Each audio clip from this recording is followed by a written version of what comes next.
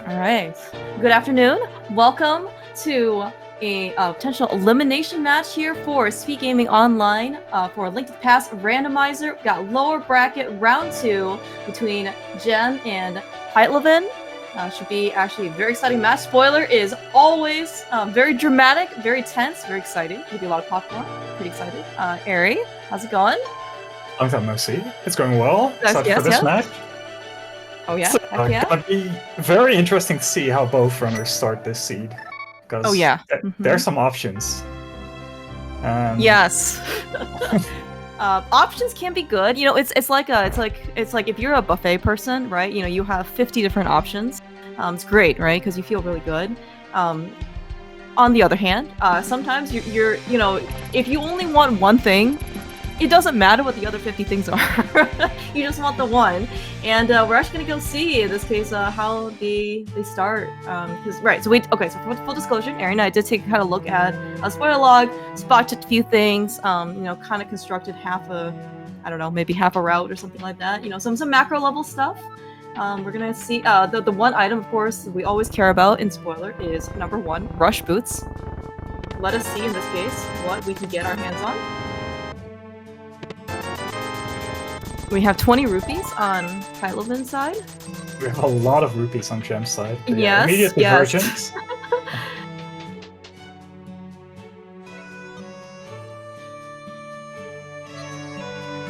Yeah, and this is one of those things where, especially even in spoiler, probably specifically more in spoiler, you have one of the first things you kind of need to go do is to try and get resources. Because, you know, when you're just opening up like random chests, right, Kakariko, Lost Woods, or whatever, you're probably gonna go and, you know, be able to just kind of find stuff randomly. You know, 5 rupees here, 20 rupees there, 3 bombs, 10 arrows, etc. And in spoiler, you kind of have to be able to kind of make do with what you have because you don't want to waste all this extra time, right? And Ari actually looks like Pytlovan is doing what maybe one of your options that you listed earlier, I think before the season started, is actually go farm up Octorok and try to get a bomb. Yeah, very nice. Hit the immediate 50-50. He also grabbed an Ether that we're gonna need for both Buyer and Turtle Rock. So yeah, Jem is not too far behind, and even with the extra Kakariko trip into Blind's Hut, got some extra resources, a piece of heart.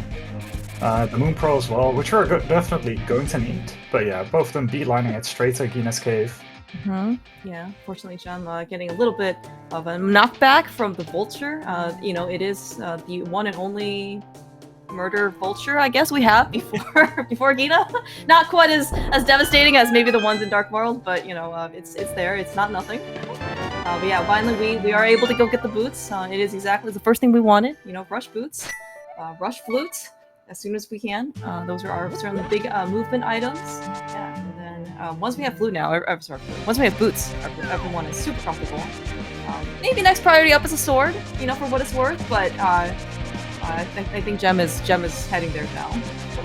Yeah, it's very interesting to see like the immediate divergence again. Basically, tracing each other's steps a little bit, but also getting this boomerang here, just probably for safety.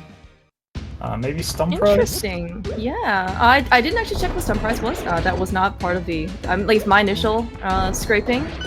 But yeah, that's boomerang. Actually, I mean in general, especially if GT Biki is buried, that is always a really great location for it. If we have a late sword, which I don't think we're getting momentarily.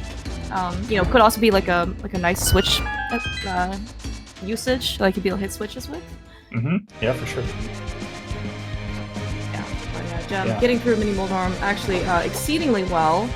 So from his, at least he said that from his personal experience, you do a Mini Moldorm's cave with bombs. Usually, you know, 6 or 7 is pretty safe. This time, I think he only used like I don't know, like was it 2 or 3? Yeah, 3. Yeah, something. Yeah. Because he got a double one, and then he got the center one, and yeah, it was very, very good.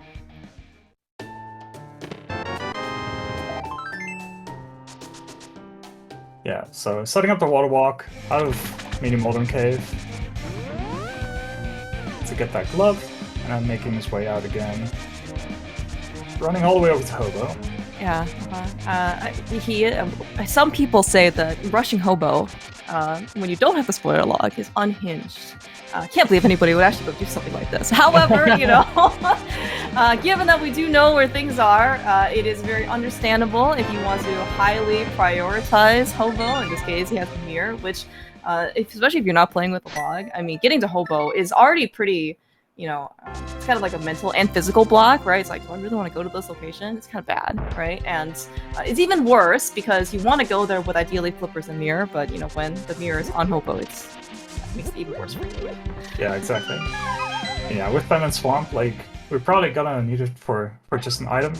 We'll have to see if we actually need the flippers. Like, logically, of course, we're going to need that for Hobo, but we might be able to just skip it if there is nothing in a respective dungeon. Actually, that's a great point. Yeah. So our wonderful tracker, JandyV, she's already marked. Not only that you mentioned like the medallions for Meyer and TR. We also got the prizes for the dungeons, the crystals and pendants. And yeah, looking at the pendants specifically, we have Swamp and Ice pendants. We may never have to. I mean, the dream, right, is that we don't have to go in to any pendant dungeon for that matter. Yep. And especially with Swamp and Ice being pendants, yeah, that would be great. Actually, if we never have to touch that again. So we picked up the mitts and the bottle in the back of Escape, and this allows them to have a nice single dip here. Well, it's not really a single dip, but like being able to come back to Kakariko, get that bow, and dive into the Dark World. Yeah, immediately, right. We got mitts, we have Pearl, classic mitts Dark World entry. This time, you know, that the hammer isn't too far out of the picture. You know, especially if you're playing again open seas by yourself, when you get Mist Dark World access, you know, the good news is that you don't have to make a decision where you enter Dark World. The bad news is you have to go find the hammer because it can be so many terrible, inconvenient locations for you. This time's not gonna be so bad, but looks like actually Gem's just gonna go and I'm gonna assume that there's nothing in the back of Thieves Town because we can just go beat it. Otherwise, maybe we want to come back for it. Or there's maybe just something in the front door I didn't actually go check. I think this might just be getting one of the dungeons out of the way. Get a refill as well. Refill your magic. Oh. Usually Thieves Town is pretty, like, not that bad to get through with like minimal health as long as you have a sword. So, of course, it's never 100% safe, but it does seem like a pretty reasonable decision to get it out of the way if you don't feel like you're going to be in this area again anytime soon. Yeah, that's certainly, I think, very, very reasonable. If you know, again, a spoiler, especially play open, you know, kind of by yourself. One thing, in general, it's a good kind of like mantra to follow, but it kind of matters even more so for how honest you are with yourself, right? You know, as you mentioned, especially for somebody who, you know, like Gem, who's played quite a bit of spoiler, he seems pretty comfortable, you know, doing pretty much anything on 4 hearts and a sword. And so being here, I'm sure he's not too worried about his current abilities to complete the dungeon. Now, if you're maybe a little less confident about yourself, there are other opportunities. Go back, Joe. There are other opportunities for you to come back to Thieves Town. You know, like you know, for example, like I see Skull Woods. You know, as a crystal, we don't have the fire rod yet, so we're probably gonna come back at least once more to Dark World. And so, like, it'll be a little bit more of a detour because you have to go south and then go back up. But I mean, you know, if you're gonna, you can certainly spend, let's say, like your extra, I don't know, like 15-20 seconds coming back into Dark World here the second time versus, you know, dying and then wasting like 2 minutes. Yeah, it's definitely a decision to make. I think it would have been fine to delay it just a little bit, just to get it out of the way, given that there, like, if there is nothing in here that we immediately need. But yeah, like doing it now is fine if you're just comfortable enough. There's a nice refill as well. Yeah. Okay, we got some nice bombs on the way. But as you mentioned, there are definitely upsides to being able to do this. I mean, not necessarily only just like for the crystal, but like assuming we didn't have the full magic drop from the Zizat, you know, being able to beat a dungeon is actually a really good way in order to get some early magic for whatever you may end up doing. I mean, you may not know maybe the exact, you know, minute details, like, you know, for what we're gonna do, but, you know, if you do need magic, it is probably one of the most difficult resources in order to go get early game, maybe even potentially mid game too, kind of depending on where you're going.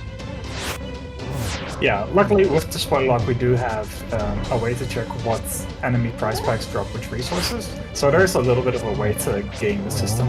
And make sure you can farm like arrows or bombs or magic. But it can be pretty tricky to be right where you want to be when it comes to like, for example, in Ice Palace you never get the rupee price pack for example. So then you need to be aware of, okay, I can't get magic here for. For Cold Star, for example. Not in this case, given that it's the small variety price pack, but yeah.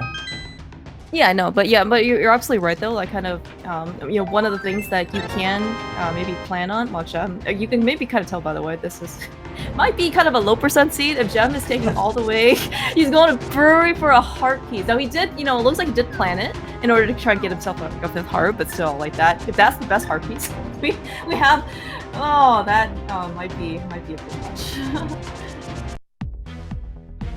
Yeah, it's a little spicy for sure.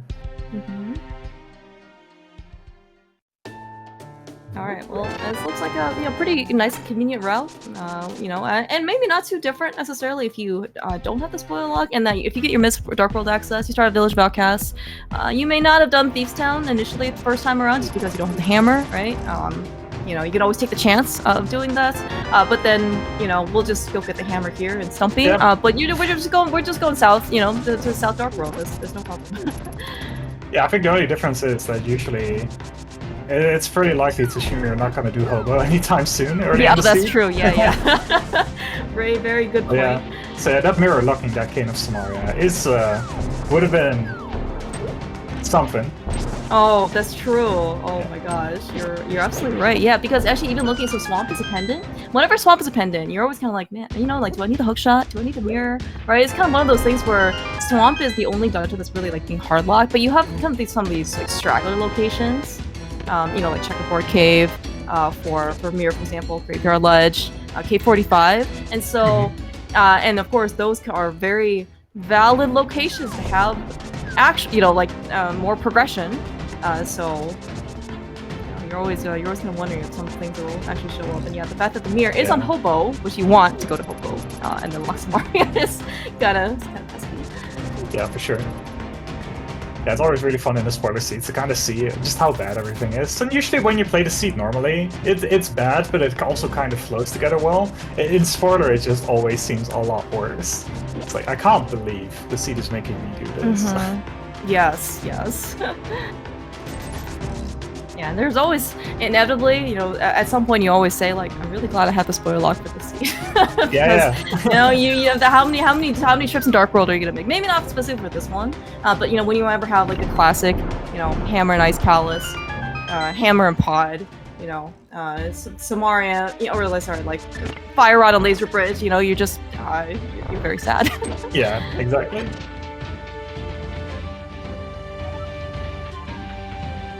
So we're going into Pendant Pod here. At least there is an immediate key here.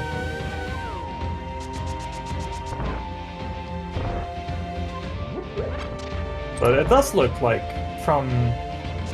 aside from the early diversions, to see like in what order you do Kakariko to Boots to Medium Modern Cave and all that, it does look like a pretty straightforward section of dips here. Feeds down into the bottom loop, getting Hammer, Samaria, Ice Rod, then Pod. And Gem is actually really nicely able to link the Pod into Eastern. That's gonna be able to finish this.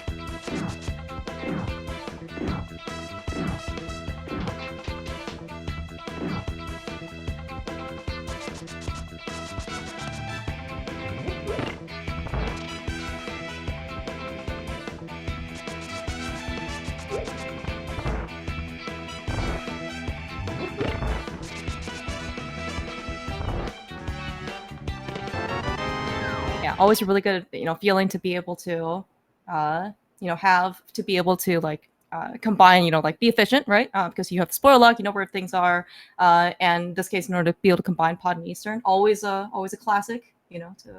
And of course, we ended up finding the flute here in Pod, which Pytlovan is also going to go get as well.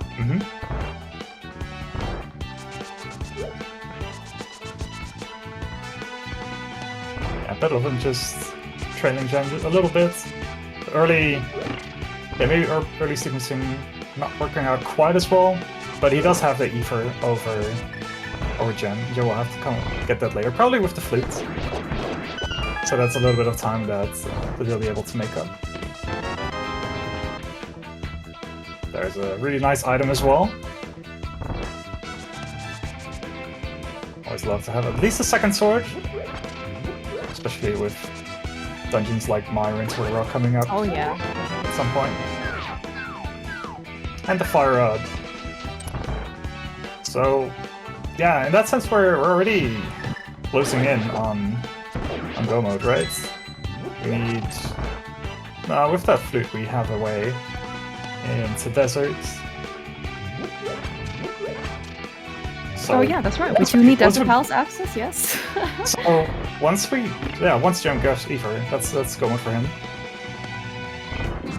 Oh yeah, you're absolutely right. And the fact that we do have boots, I'm actually not too familiar, I think, with the ability for Pytlovan to be able to cross the Molten 2 gap without the hook shot.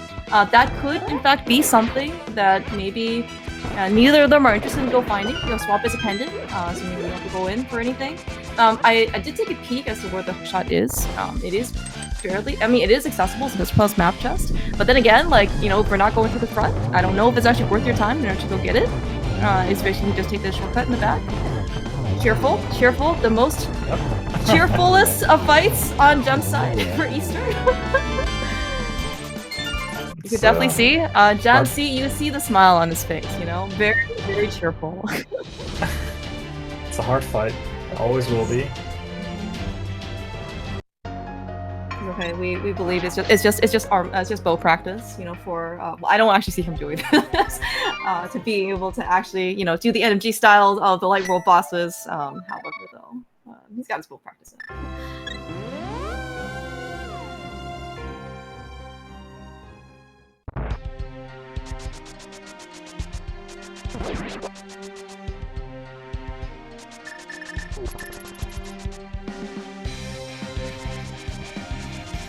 So I assume we're gonna get the flute activation here. Maybe we are going to see the Skullwoods clear here immediately, but maybe we are going to get a... yeah, okay. We might have been able to get a Tempered Sword sooner, potentially. And then do them off with that. Okay.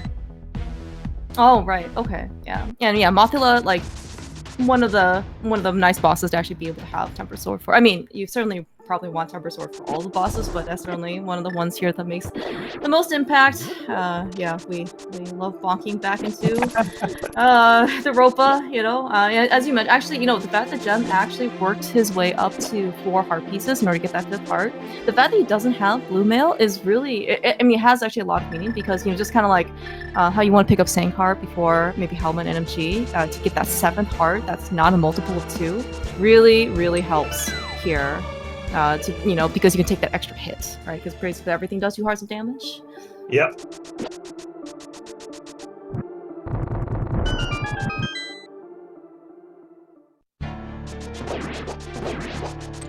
We do have 2 goos left on both runner sides, I believe. So that is going to be a-okay.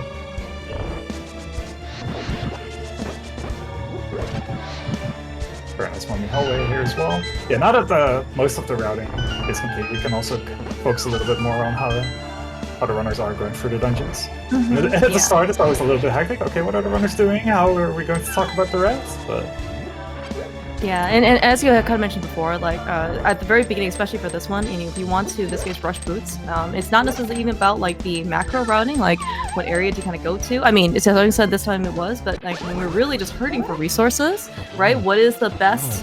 And best is very subjective actually as well. In order to go get, like your 1 bomb, in order to go to in order to go get a Gina, in order to get your boots, right? So there are 50-50 bushes you can go farm, and south of Kath is a very popular one. You can actually just go to Kakariko. There were 1,000 rupees and 20 bombs waiting for you.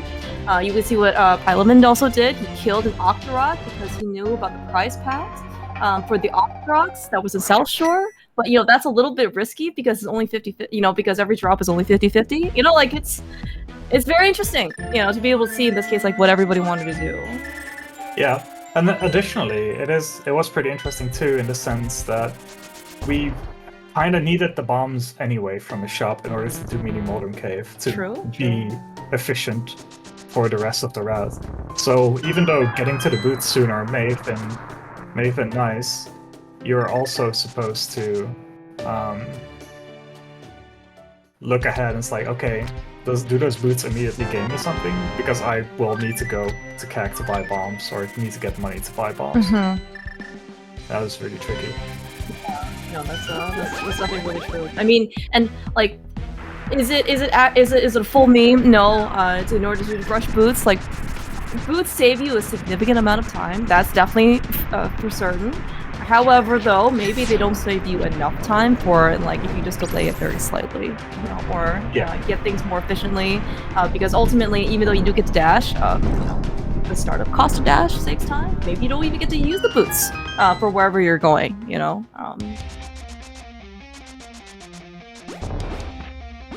Yeah, so especially in this scene, it was pretty tricky. I do think that if you're really lucky and optimal, maybe Pytlovan's route made a lot of sense. But in order to just have like a safe way to have enough bombs for Mini Modern Cave right after you get the boots, the jump route made a lot of sense. Oh, yeah. Even though it was a Kakariko double hit.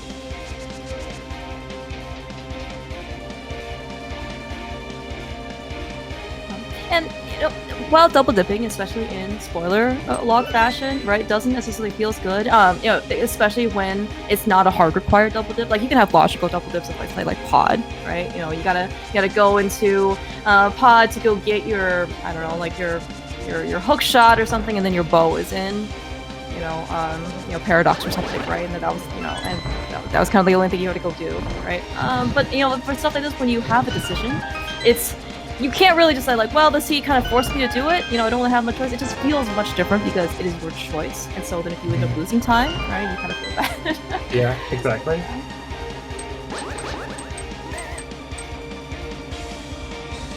It's like we got 5 out of 6 shots that kind of landed. We are gonna get some bow levels. 1 shot, 2 shots. I think we need a spin and a slash. Okay, nice. Okay, alright. Oh, right. Oh, yeah, that's right. Yeah, that's right. So Master Sword, the damage tables are kind of unexpected, especially for Lambos. I mean, in general, it's kind of unexpected for bosses, but I think Master Sword has to do Fighter Sword damage, right? It doesn't do anything extra on Lambos. Yeah. So you need more slashes than you might think if you're using Master Sword. Yeah. Gem showing his mastery over the Mario Dark Oh my gosh, it's always insane to watch.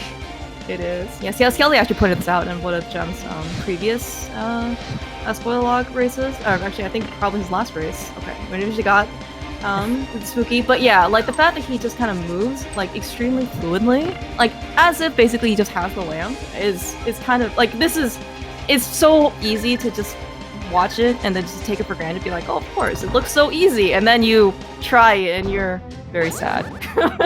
very, very sad at how difficult it can be. Oh, this is so dangerous. Okay.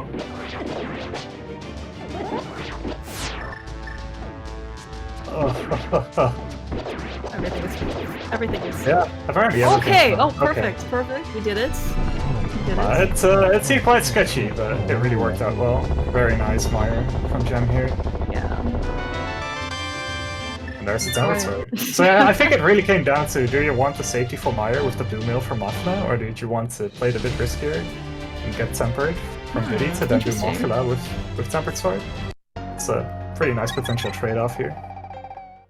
So I guess I'm just curious, so like, does the blue mail, I guess the blue mail is mainly useful for the dungeon proper, maybe you don't... With this hard count, I don't think it really mattered that much, because an I hit is still going to do 3 instead of 4, so you're pretty much still OHKO, especially if you deboost in the slime. So I don't think it really mattered much, but sometimes it's also a bit of a mental thing. Like, I have blue mail, I can do this. That's definitely very true. And just like the fact that you mentioned before, right? We had I think 2 bottles. You can see 2 bottles on the tracker. One of them was a red potion, and just the fact that you have the safeties, right, or like at your disposal potentially. You know, even though you don't have to use it before you die, but it's just in general, it's especially for spoilers, it's psychologically very motivating. Yeah. So you can at least get some confidence back.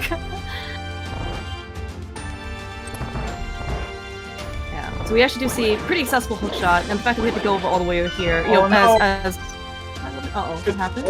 You never grabbed Kane. Oh no! Oh no! That's not a. Oh no! Yeah, it's so easy for something like that to slip. Oh, that's really unfortunate. Oh no, poor guy, poor guy. You're gonna see, you know, for better for worse, you know. At least we all get to share collectively in the emotions that Gem and Pytlovan are experiencing. Especially this one, you know, you get to see, you know, I forgot one item in the step of the 50 things that I need to go do. Unfortunately. Yeah. It's so easy to kind of just have a mental list in front of you and then just skip ahead. Because it was so much in that area too. Like after Feast Sound, it was like a rapid fire of Hammer, Cane, and Ice Rod. That's right, yeah. And I think, right, at the early game, right, Pytlovan actually did, he went to go, he walked to work the hobo, so he did have the mirror. But yeah, like, as you said, you only have 15 minutes to go study the log. You're trying to write down, you know, notes as best as you can. And sometimes, even when you have everything even spelled out for you, right? When you're just trying to go through all of the chaos, you know, at the beginning, maybe even mentally prepare yourself for something like coming up. And especially when you've also, like, already found it, quote-unquote, once, right, in the log, sometimes you just assume you already have it, you know? Yeah. And that's so easy to use overlook.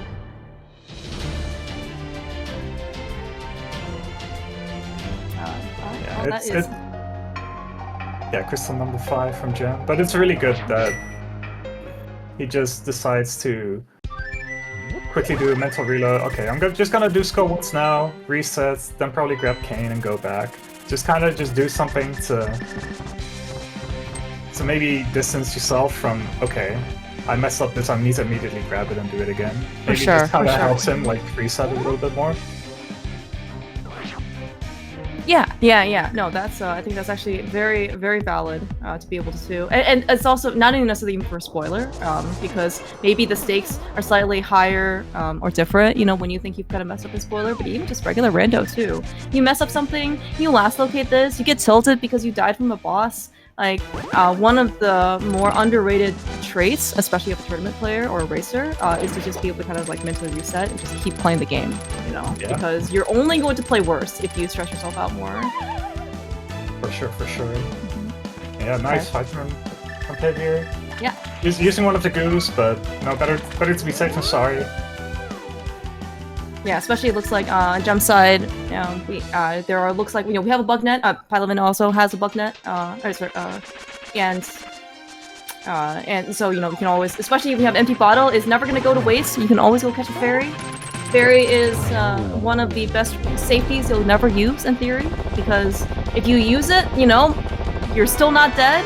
Otherwise, you just have the confidence that you can just play as aggressively as you want to, because you won't die. Yeah. And confidence, yeah, again, it's just so much part of that mental game.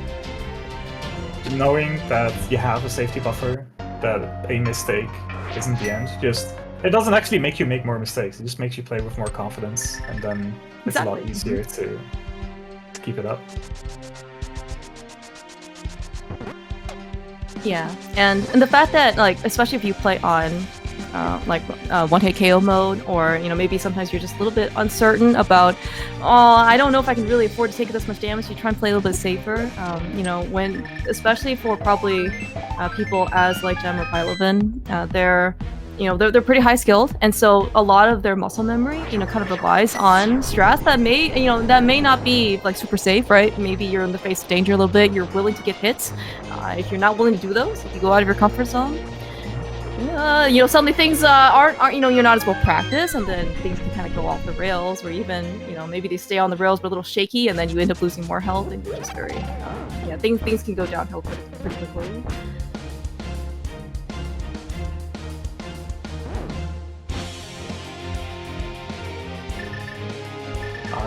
That's our number 2 here from Pytlovan. Gem into the rock, lost crystal dungeon. This is probably the peak of scariness. I know a lot of stuff to hear does 3 or 4 hearts of damage. With blue mail it's closer to 2 or 3, but it's still really rough. We don't have any safety items either. We're not going to get any safety items, so yeah, here it starts. Miss a hook, so then you gotta mirror out. Depending on whether there's something in Compass Room, this was actually faster anyway, but yeah, if you're already down 2 hearts, and suddenly a chomp will still kill you 1 hit. You do have the fairy, but again, that still costs a lot of time. Yeah. I mean, yeah, we kind of talk about like having fairies, you know, even potions, you know, for safety, right? They're there for you. Dying certainly is going to be the most expensive cost of if something bad happens. The fairy is always nice, in addition to potion, but you know, actually one of the downsides of actually like having the fairy to save you or like using a potion mid-game, okay, is that you still have to incur like the health refill. Like your game is frozen, right? And it's not like you just pick up like a big magic so that the magic refills while you're still playing. Just like a fairy, you have the death animation as well. So it's non-trivial when it comes to spoiler log, especially because you don't, you know, every single thing is just like 10 to 15 seconds, you know, that you can't really get back. Yeah, for sure.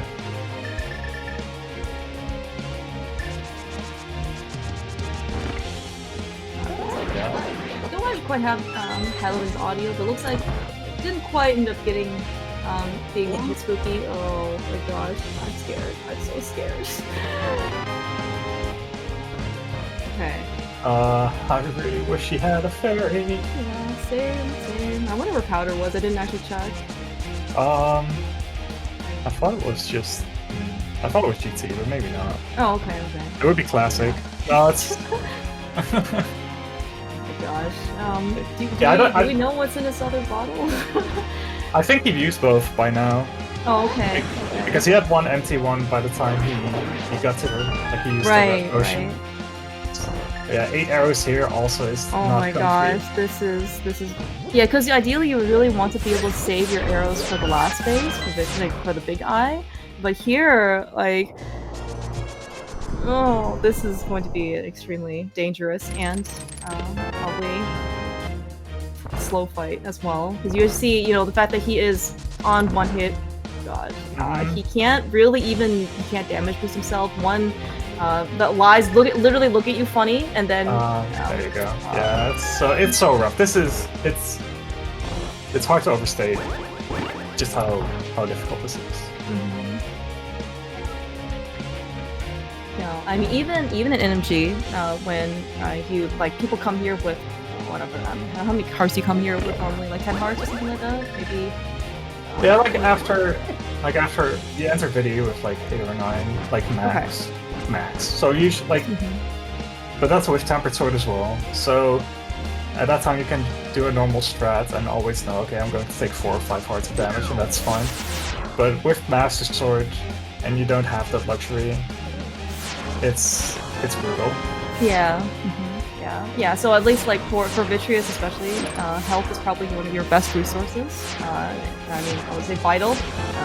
But you know, as you mentioned, the combination of the health, the damage boost, and the Tempered Sword really does wonders. You know, it's still difficult, but in fact, like if you can even take like part of one of those things away, you know, what Pytlovan has in his loadout is just becomes like so much that much more difficult. I mean, it's not like the NMG one is just like a cakewalk either, right? It's already pretty difficult, and then you're already just kind of increasing the difficulty here even more so. Yeah, exactly. Oh no, we have. This is.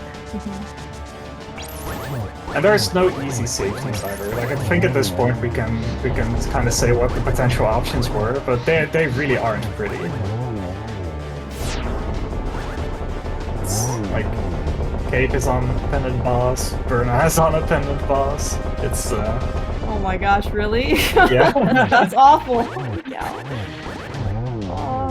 You know, I think Half Magic maybe was a potential option, but I don't really know how Half Magic would even do anything here. Yeah, not without any of the other things. Yeah, exactly.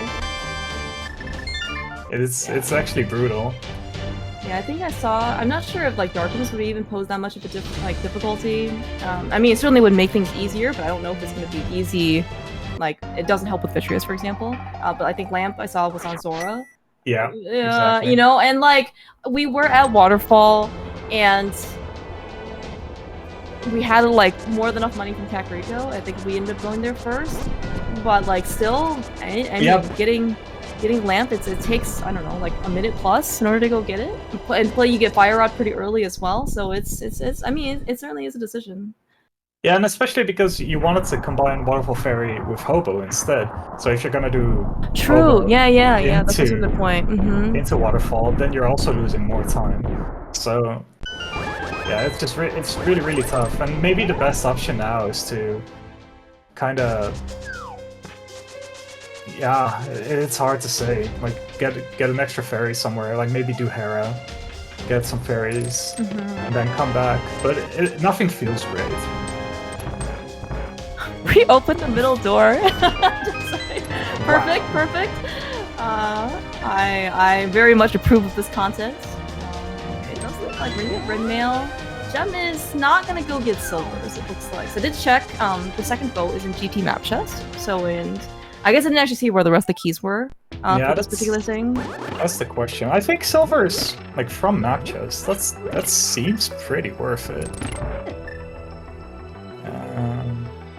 Yeah, there was a key in the Stealtho stream. So I think grabbing key, using Ether, grabbing silvers, I think that you would still save time, but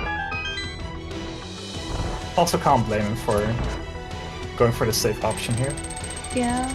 Well, I mean, I think maybe the other benefit of silvers is that since we don't have a lamp, you know, like we no lamp, no half magic, so we're kind of just relying on the Fire Rod to kind of do all of the heavy lifting. And it's especially for Ganon Phase 4, like you kind of need to do only Fire Rod torches. So silvers can really make that a little bit easier, just in terms of pressure. Also, use silvers on Mimulus, right? Some bosses to save you a little bit of time and relieve some of the magic pressure. So yeah, I mean, certainly ask him about whether or not he wanted, but he's doing just a great job so far. I thought. Yeah, it is looking really clean. Yeah, by the way, so Pytlovan looks like he's taking your advice. Gonna try and just get, physically distance himself from Maya just a little bit to kind of get like a clean break. We're gonna go and beat Hera. He did not catch a fairy inside, like the Hera pot, fairy pot place. So it certainly might have been, might be like worth his time to go do so. Yeah, but she might go back. Maybe go into Spec Rock instead. Like that's another possibility to get fairies. Maybe it could buy potions as well, but that's a little bit tricky because you're still, for a lot of the time, you're still on Oko during the Vidi fights, and like being on the bottles is a little rough. Although it looks like we're going to do Turtle Rock first. No, we're through. Okay.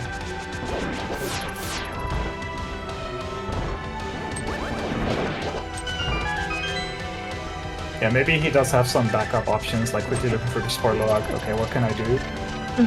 This could be Pyramid Fairy as well, to get... Oh, there's a sword of Pyramid Fairy, right? Yeah, that's right, I remember those. Yeah, typically speaking, like at least for spoiler log, especially for these two guys, Temper Sword for endgame is more than enough. Obviously, you can just beat the game with Master Sword only. But however, as you mentioned before, that Temper Sword is a very valuable asset for Vitreous. And again, like if like to the point where you're having trouble beating Vitreous, with the current equipment you have, like it's still better to actually just go and get another sword somewhere. Even maybe the cost of like a minute, because if you literally just can't succeed without it, then that's a minute is still better than just continuously dying. Yeah, in the end, like the comfort and survival is the most important thing. Exactly. Yeah. Yeah, and a very nice dupe here. It's a couple of tries to not have the guards bother him too much. But yeah, in the meantime, Jen just really blazed through the seed and blazed through GT. Like, yeah, Jen has played immaculate time. Yeah.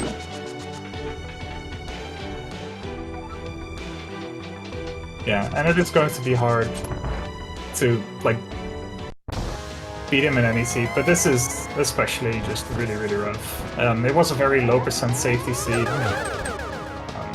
and Yeah, it's still somewhat Jim's comfort zone. He's just so flexible, and anything that has like lots of execution and with lots of movement in it. I mean, it's kind of any spoiler seed, right? But yeah, Jim's just really, really good. Yes, I definitely 100% agree with you. Jem, obviously, probably one of the best players in the world. He probably does do a bit better, with boots. Than maybe without boosts. That might be like a general statement, but I do think that boosts really, elevate his execution level.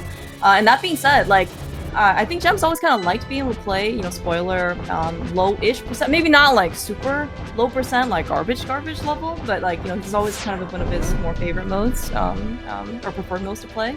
And at some point, like, I think he was just kind of intimidated by the log to be able to find things, the 15 minutes goes by faster than you might think it does. And so, like, he was kind of always hesitant, and then decided to try one, two, decided to try and force things, and then the next ladder season that had open spoiler, I think he did like 30 races or something. Yeah. It was something extremely ridiculous. Yeah, he does need to be a little bit careful here. We're beeping. It's a he does have quarter beep, though. Yeah, oh, it still does have the ferry. Ooh, yeah, okay. We're going to use right now. Alright, yeah, we're seeing in this case Pytlovan picking up his safeties. He's got Tempered Sword, he's got the lamp, he's got 2 red potions. I think he's still maybe a little upset. Or maybe he's just, waiting for Jem to finish. Yeah, spoiler log, you can watch through stream, you can watch your opponent's stream, you can chat in your opponent's stream, whatever, because you have all the information for where all the items are. There's no, like, peeking over to see, like, where did my opponent find the ice rod? Type of thing. Ooh, that was kind of a sketchy fire torch glitch, but we got there. Okay, hard to get a cake spin on this one. Just playing it out normally. Yeah, I think Jem, for what it's worth, he probably does also keep tabs on, at least some number of tabs on his opponent, especially with the end game. So I would imagine he knows that he has a comfortable lead. So he just has to finish his fight.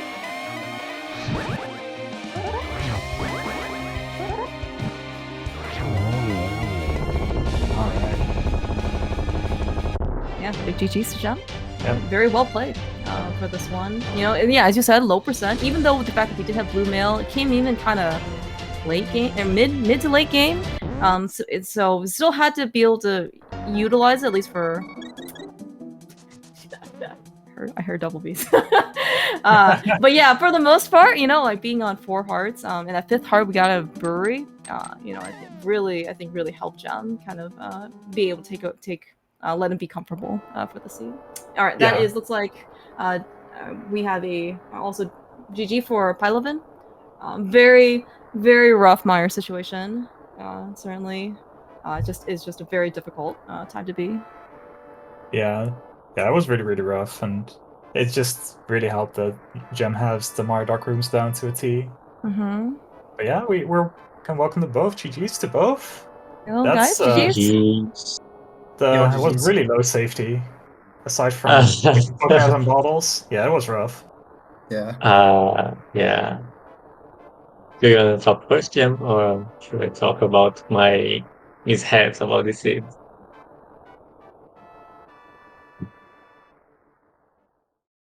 Well, anyways, my problem with this seed, I thought I did a pretty cheeky play on the start to get early boots, but I just forgot to route the entire keg route and ended up getting 2 boomerangs for absolutely no reason. Also doing keg well there. And also I forgot about Samaria, and then when I went to Maya, I didn't have Samaria, so I had to go back. Then I get the mail from School Woods. Then I get my Samaria and get stuck on Maya for all eternity. Then I decided, okay, I just lost. I know I was watching the stream on my cell phone. Then I guess let's just grab more safeties, show the chat where else all the other things like lamp and sword, and let's go for the perfect here. Yeah, and you got so close so Sounds many rough. times too. But it was Yeah. it was rough for sure. Yeah, Maya is really difficult. Both the dark rooms and the boss on such low Yeah. health and gear. Yeah. Yeah, even you had a pretty close call here and there. with the Yeah, for sure. eyes, so yeah. But yeah, you being so good at the dark rooms helps so much. Like I don't know how scary it is for you, like going in, but it always seems very consistent. Yeah, I don't know. I'm mostly worried about the boss, honestly, in Maya at this point. I've practiced this dark room so much. Yeah. I'm not really worried about it anymore. Unless I don't have boots, then oh no. Right, yeah, because then your setups are completely gone, right? Yeah, exactly. Because I bonk over the spike. Yeah. Ah, that makes sense. Okay, I didn't know that. But yeah, I never trained the Maya Dark room, especially the spike room there. So yeah, it was a little bit difficult for me. And I also with 4 hearts only. So yeah, it was pretty tough overall. Yeah. Yeah, Jem managed to get 4 heart pieces on the way, like right after Feastdown. So he wasn't Makes sense.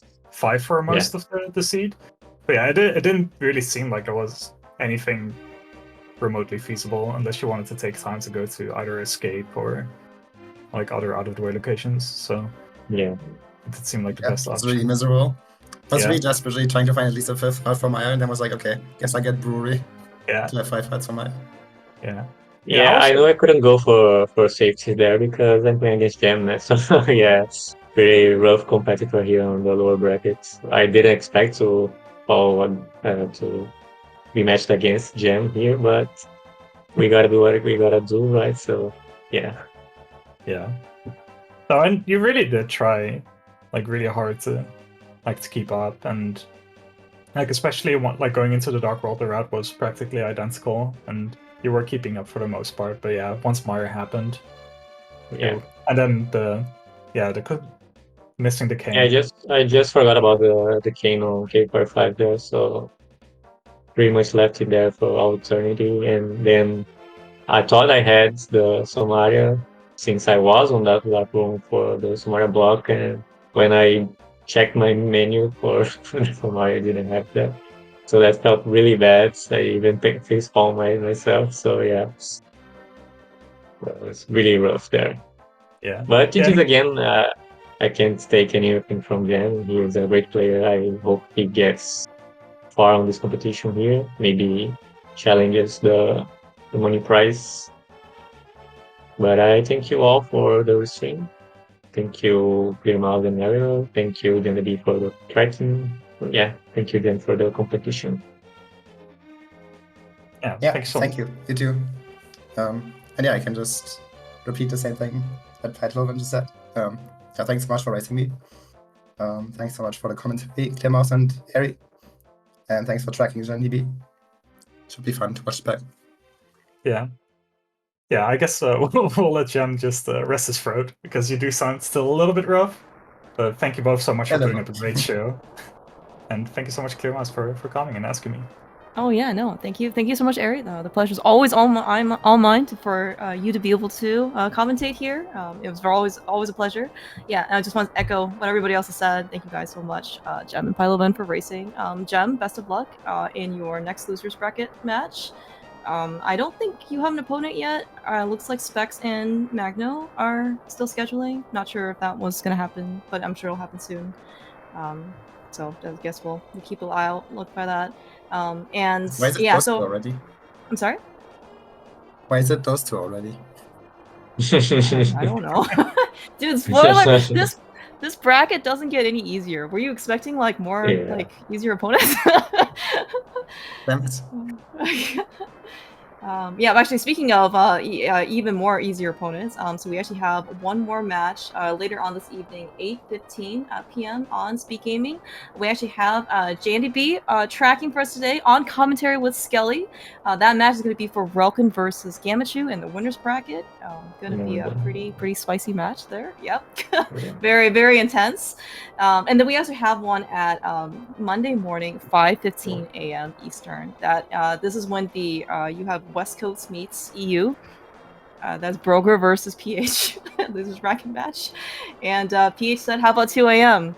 And Broger said, "11 a.m. That's fine with me." So here we are. But yeah, it should be a lot of fun. You know, for spoiler rises. You know, lots of excitement. But yeah, so until then, yeah, definitely there's lots more rando going on. And then you know, hopefully see you guys all back at 8:15 p.m. Have a good rest of your day, everyone. Bye.